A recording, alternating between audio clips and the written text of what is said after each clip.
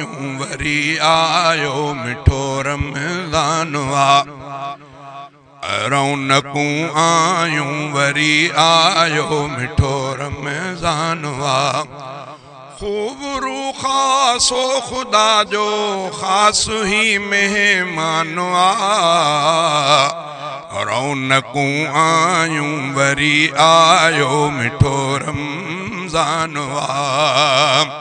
सब महीननि का उत्तम आमान मिठड़े माह जो। सब महीननि का उत्तम आमान मिठड़े माह जो। साल जे 12 महीननि साल जे 12 महीननि जे मथा सुल्तान आ। रौनकूं आयूं वरी आयो मिठो रमज़ान वा। खूब रू खासो खुदा जो खास ही मेहमान आ।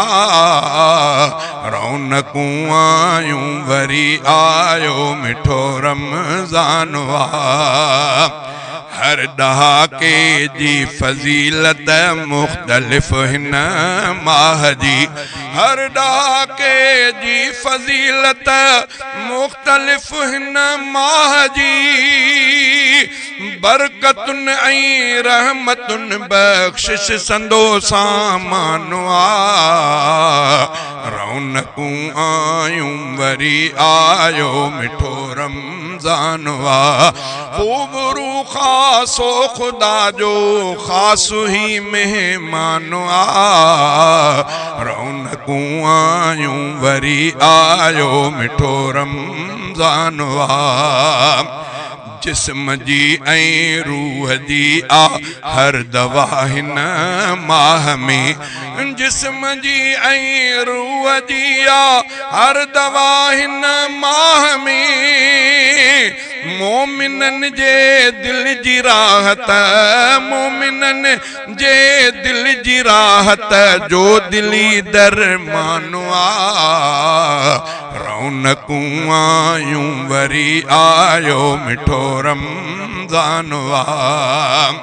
रौनकूं आयूं वरी आयो मिठो रमज़ान वा।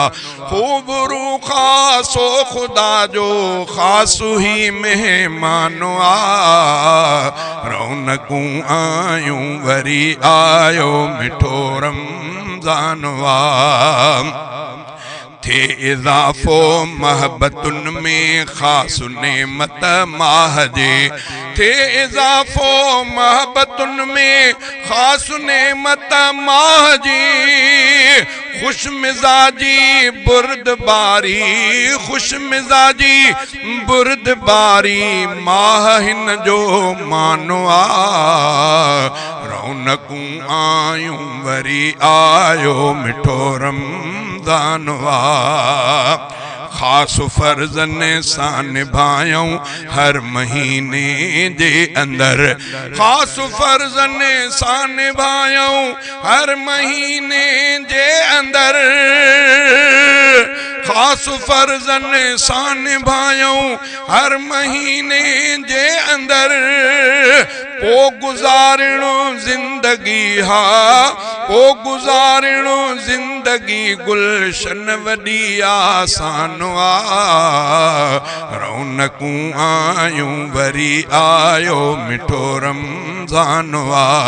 खूब रू खासो खुदा जो खास ही मेहमान आ।